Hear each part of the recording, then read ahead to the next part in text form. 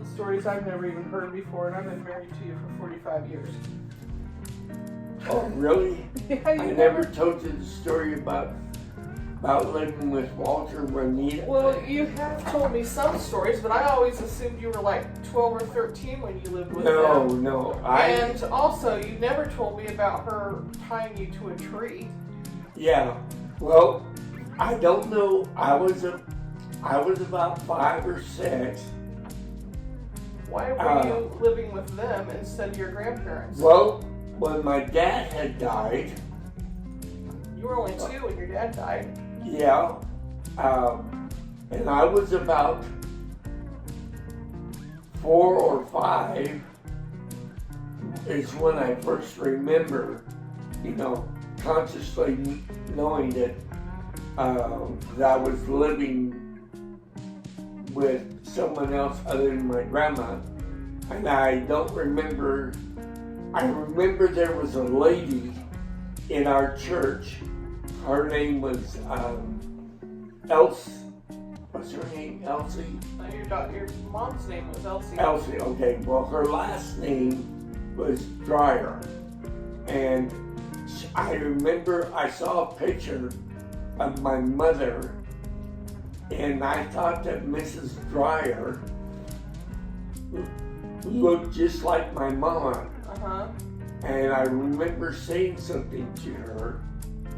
And I don't remember what we talked about, but I remember thinking, well, she looks like, and I would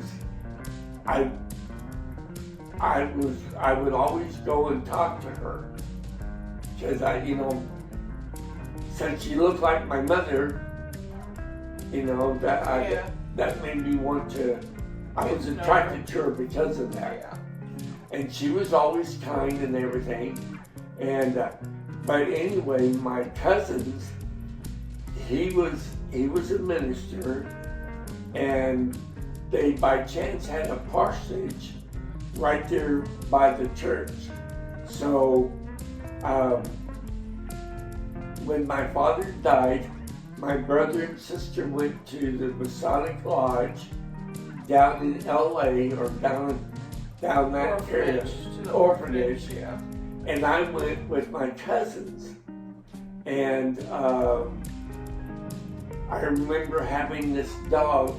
I can't remember his name. It was a male. But he would go out and hunt jackrabbits.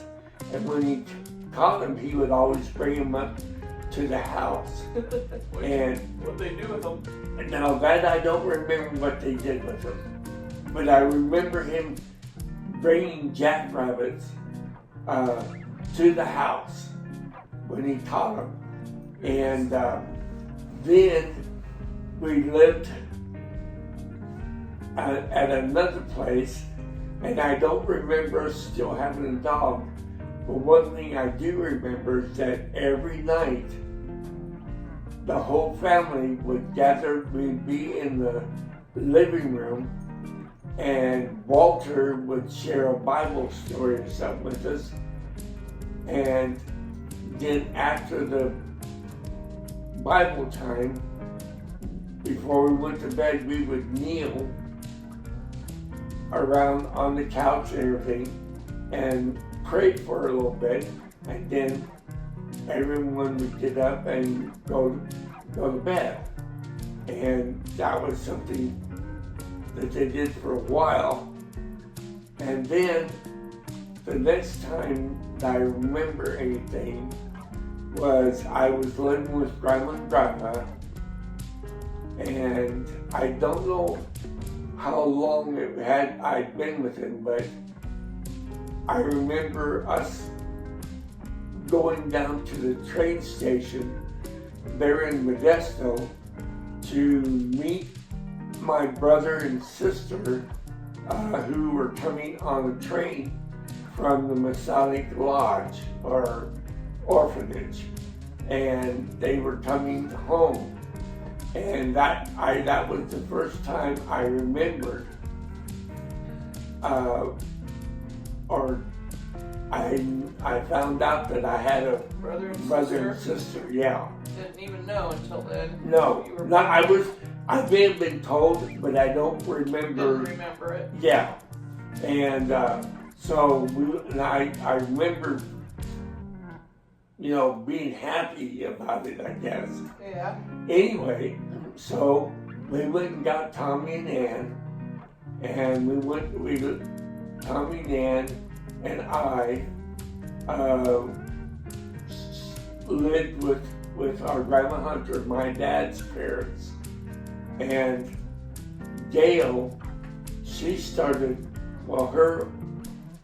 her oldest son that was alive at that time was my Uncle Bill, it was my father, he was the oldest, then it was Uncle Bill, then it was Uncle Ray, and then Ronnie, he was the youngest. Uh-huh.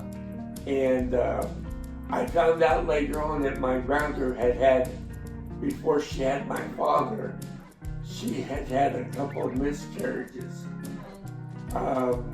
I think it had something to do with what they call an R factor. RH factor. RH factor in the blood. Yeah. Sometimes she couldn't carry the pregnancy the full term. Because of probably the blood type of the baby or something. Yeah. But she still ended up having four children. As far as I know, she never gave birth to a girl. It was always boys.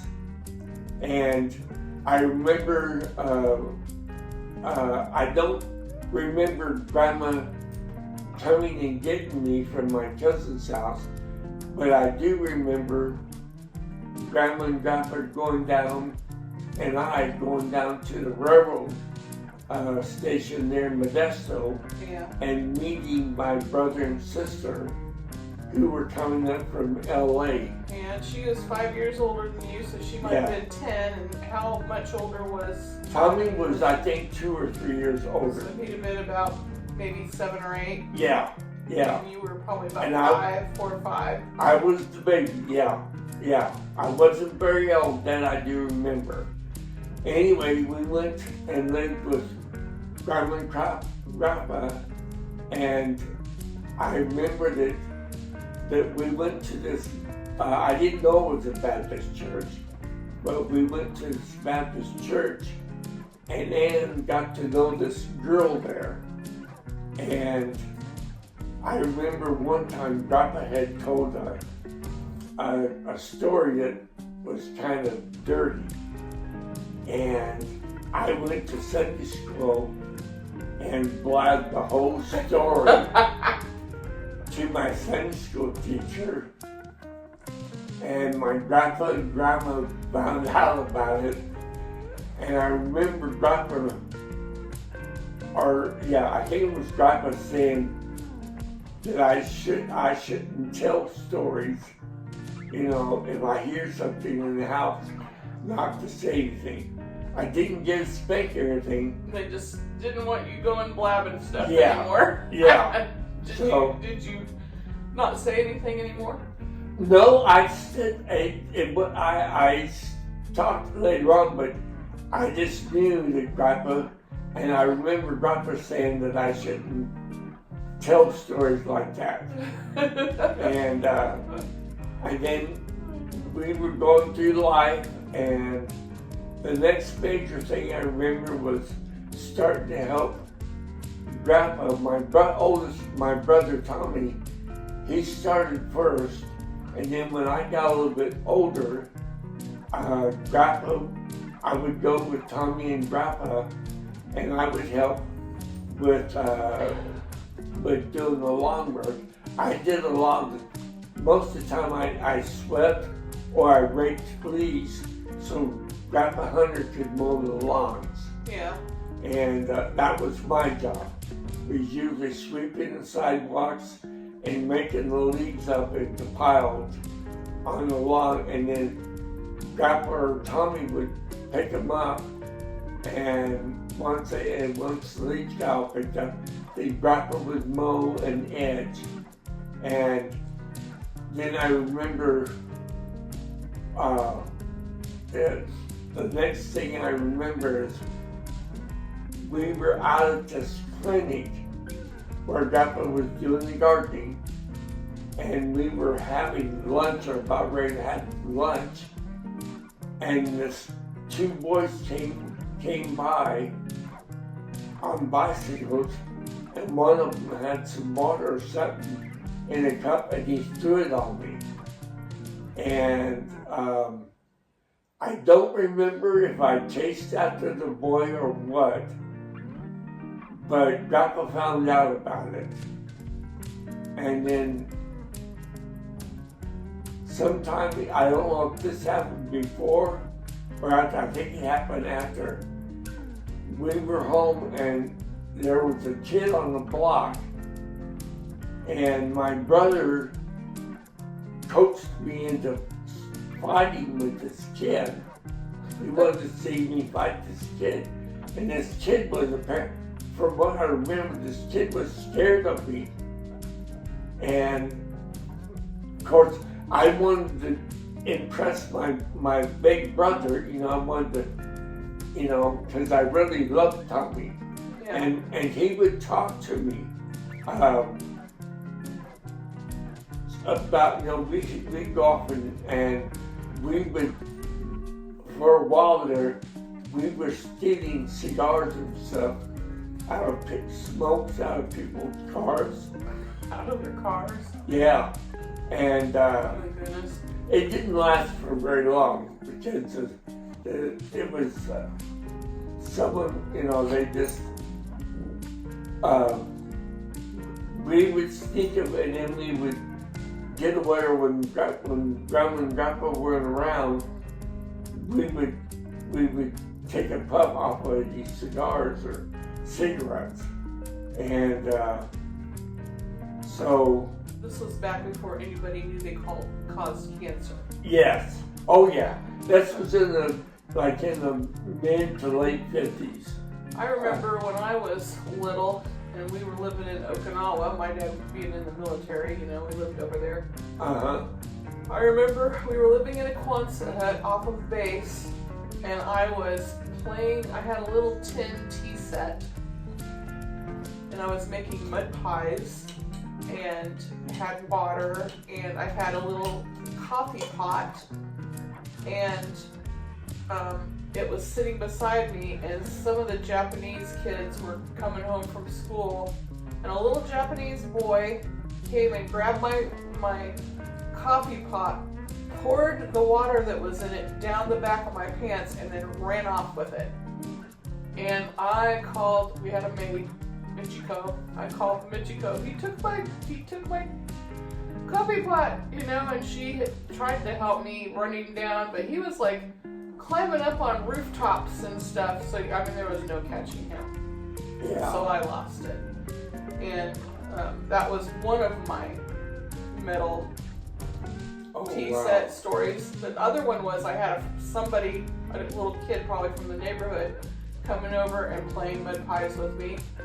And she got mad at me and hit me in the eye and gave me a black eye with one of my little teacups. Those are some of my memories. Oh wow! Of when I was about 4 or 5 back then, and I also remember while we were still living in that Quonset hut, I was running through the house carrying a glass of water, and I fell with the glass on my eye, and it cut my eye, I don't know, in here somewhere. Mm-hmm. And I had a scar for a long time, but I can't even find it now. But scared the snot out of my parents. And then another time, of course, in Okinawa, almost all the floors are concrete. And we didn't have air conditioning back then. Nobody had air conditioning. And they were running a fan, and it was sitting in a doorway to blow hopefully cool air through the house. And I was getting ready to pick it up. I was barefoot to move it so I could get by. And I got shocked, and I couldn't let go of it. And my dad saw me, and he ran towards me and knocked my mom down on the way, bruised her up good, but he got me loose from it. And that was an experience. Yeah. The neighbor kid one time a lot of the houses were built on like terraces. They were terraced. Even on base, it was all terraced. Yeah. And why was that?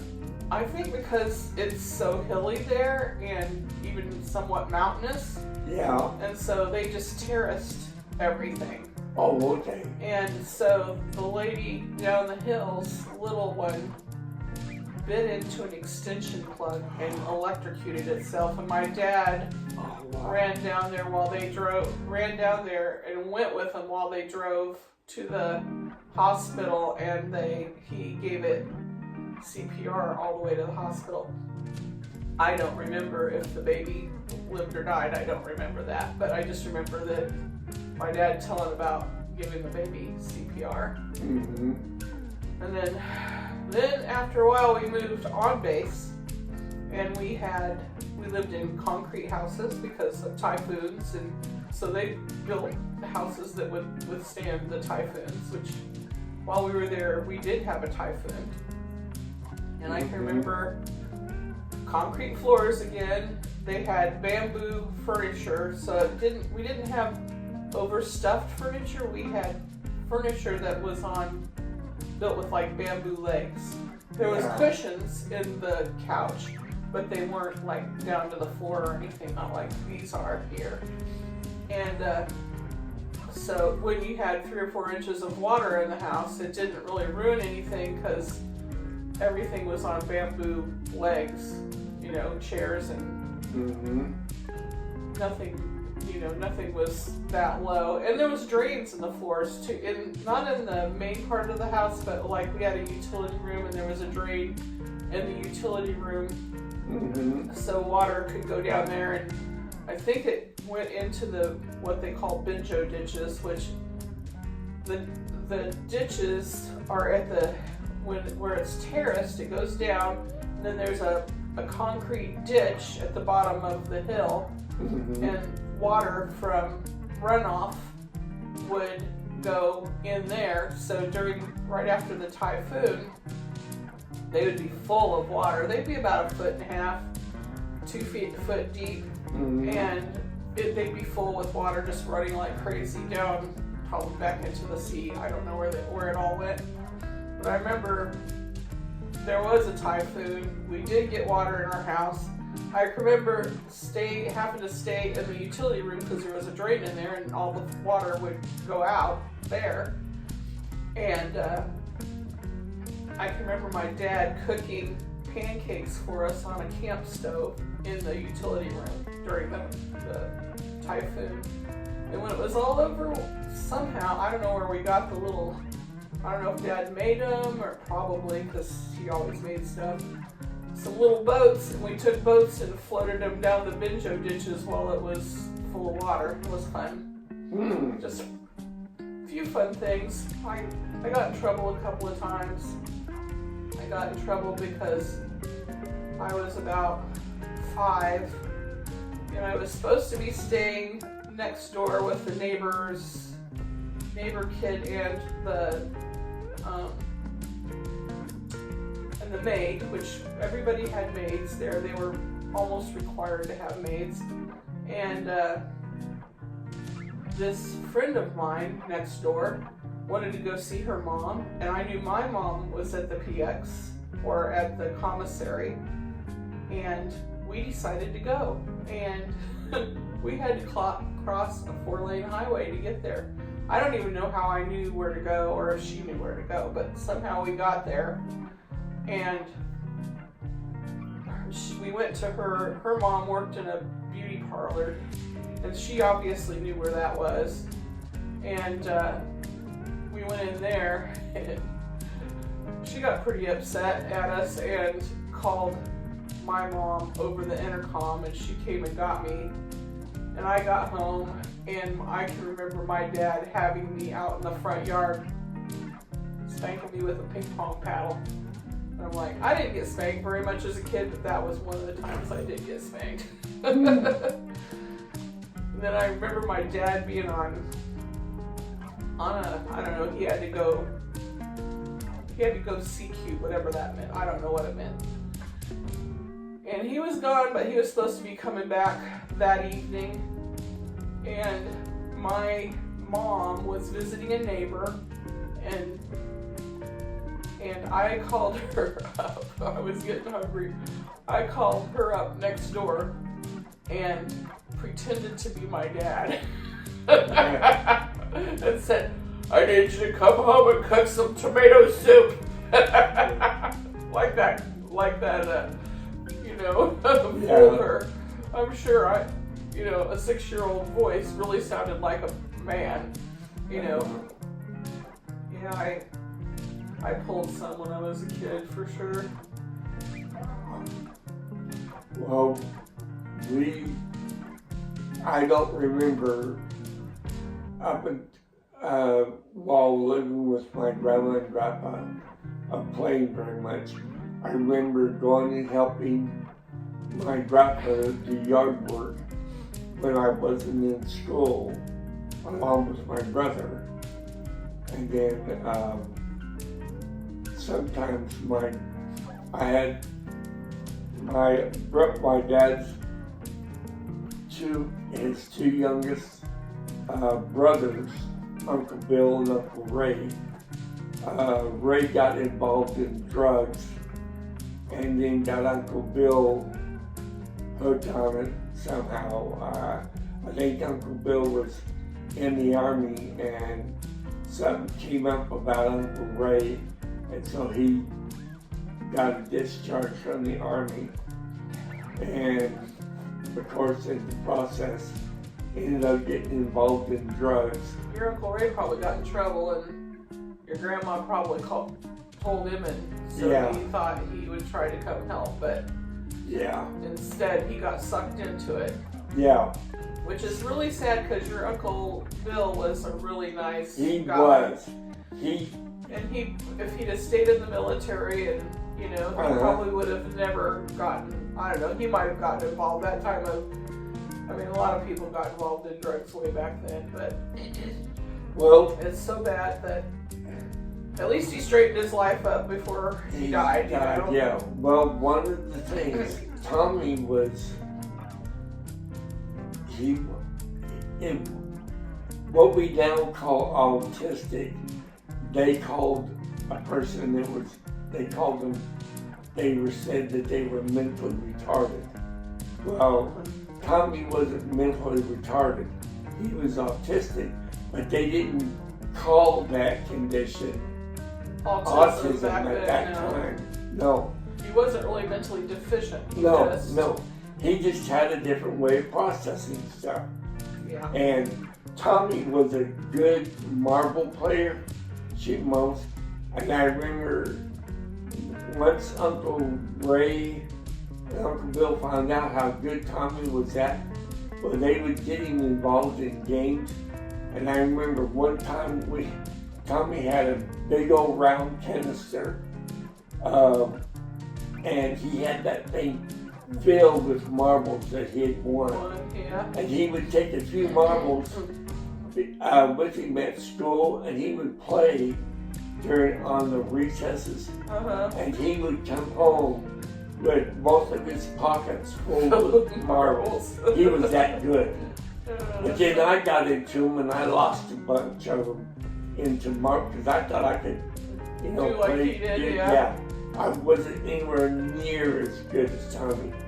Tommy, you know how they would make a circle and put marbles in there? Tommy was good at that. He was real good at that. I wonder if he was good at playing pool. I don't remember. I don't ever remember. Because if Tommy, he was good at angling things for doing marbles, he probably would have been good at playing pool. Pool, yeah. I don't remember Tommy ever playing pool. He may have, but I don't remember. Yeah.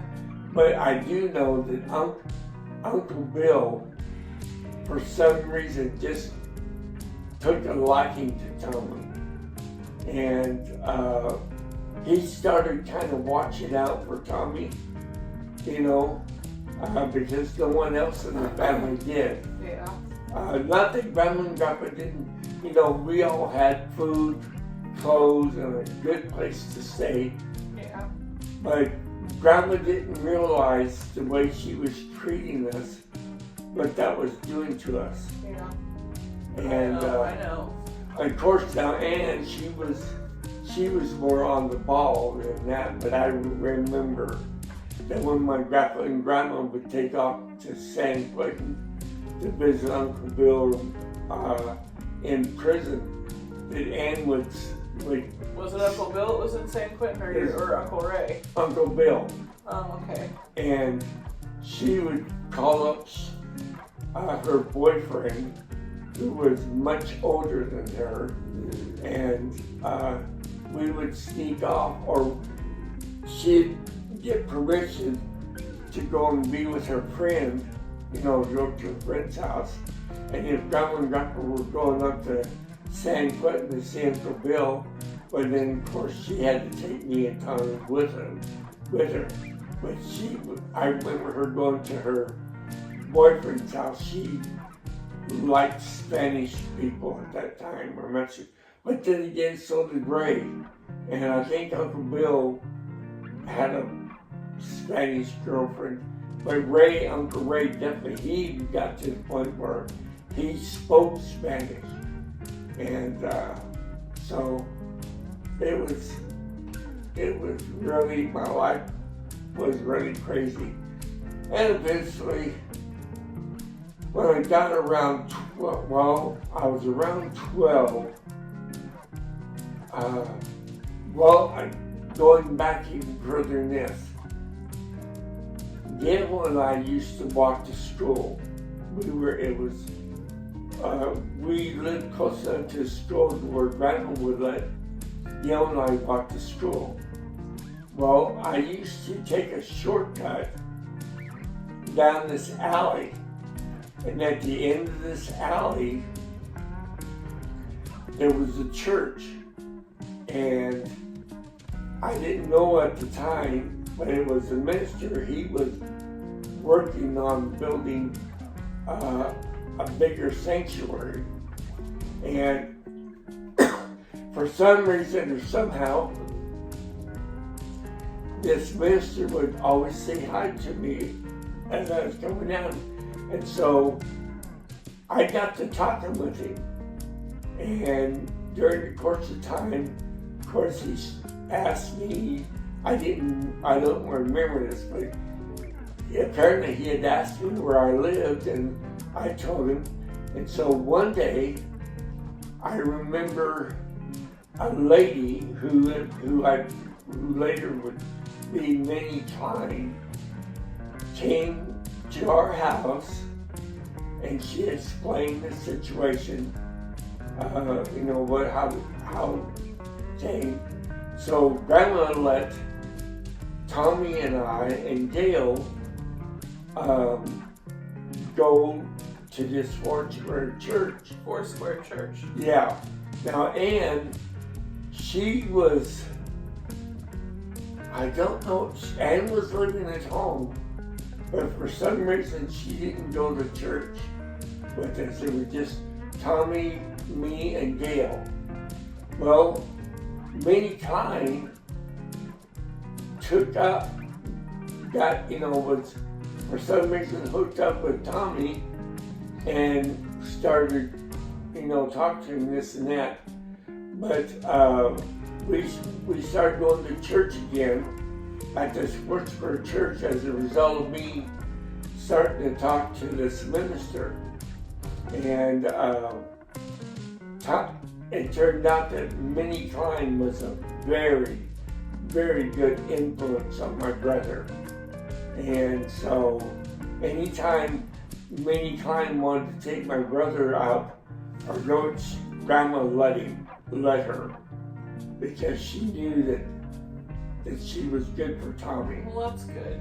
Yeah. And of course she would go, Minnie Klein would take me too, and then every once in a while the youth would go over to one of the members' houses for, to even have a little, picnic or something like that. And but anyway, thanks for listening to this, and we hope you have a great day, and we'll see you again soon. Yeah. Bye.